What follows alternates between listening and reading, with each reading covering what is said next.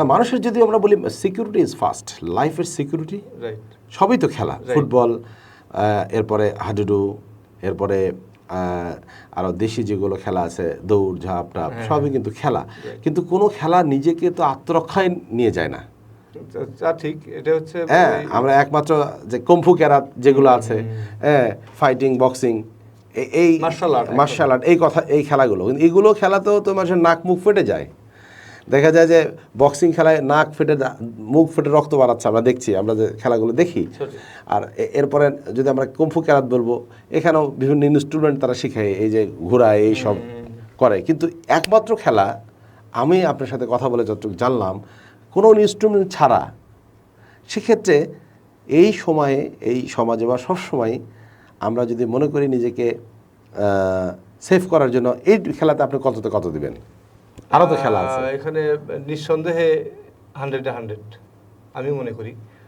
কারণ হচ্ছে একটা খেলা, এটা প্রথমত হচ্ছে কম্পিটিশন, একজন আরেকজনের সঙ্গে প্রতিদ্বন্দ্বিতা করতেছে, এটা একটা বিষয়। আর দ্বিতীয়ত বিষয়, মাঝখান থেকে আমি একটা জিনিস শিখতে পারতেছি যে আমাকে যদি কেউ আক্রমণ করতে আসে, নিঃসন্দেহে সেখান থেকে আমি মানে নিজেকে আত্মরক্ষা করে ওখান থেকে ফেরত আসতে পারবো ইনশাআল্লাহ। আচ্ছা, ধরেন আমি আপনাকে আক্রমণ করছি, আপনি আমাকে ফার্স্ট কি করবেন? ফার্স্ট ওয়ান টু ওয়ান ধরেন, আপনি যেহেতু ন্যাশনাল প্লেয়ার, অবশ্যই আপনি 1-2 জনের সাথে লড়তে পারবেন ইনশাআল্লাহ। ধরেন আমি স্টুডেন্ট থেকে আপনাকে আমি অ্যাটাক করতে গেলাম, ফার্স্ট টাইম আপনার কি কন্ট্যাক্ট করবেন, মানে কিভাবে কি করবেন? আপনাকে আমি যখন আপনি অ্যাটাক করবেন, যে জিনিসটা দিয়ে অ্যাটাক করবেন, আপনি পিঁপড়া বোঝেন, বিষ পিঁপড়া? হ্যাঁ, বিষ পিঁপড়া। মানে যে হাত দিয়ে যদি আমাকে অ্যাটাক করেন, আপনার হাতটাই লক হয়ে যাবে। কি বলেন? হাত লক হয়ে যাবে? একদম। আপনি আমার কাছে পৌঁছতে, আমি যদি মানে আমার যদি ইচ্ছা থাকে, ও আরেকটা জিনিস, এটা কিন্তু বোঝা যায়, আপনি আমাকে ওই হিট করতে আসতেছেন, আমাকে আক্রমণ করতে আসতেছেন, সেটা কিন্তু আমি বুঝবো। আচ্ছা, বুঝতে পারবো, তখন আপনি ওই যে কিছুদিন আগে আমেরিকা একটা ঘটনা ঘটলো, একটা মাদকাসক্ত একটা ছেলে একটা মেয়েকে মেরে ফেললো।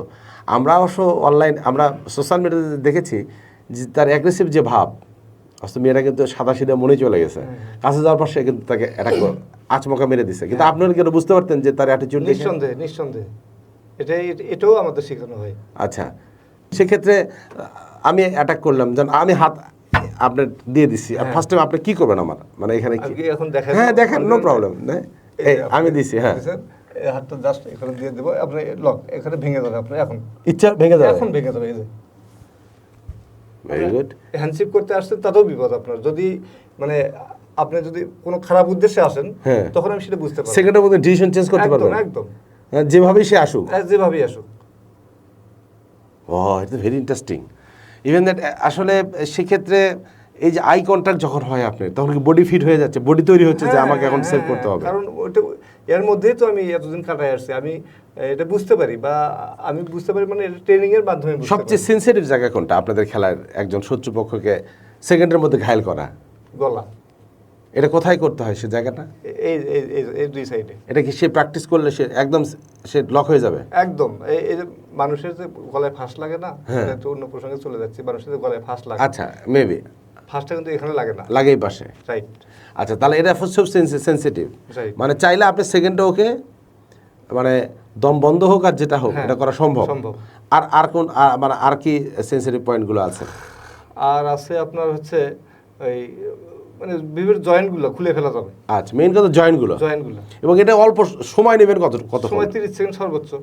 30 সেকেন্ড শত্রু গায়েব হয়ে, মানে ঘায়েল হয়ে যাবে ইনশাআল্লাহ, সম্ভব। এটাই শিখছি আমরা, এটাই শিখাইছে।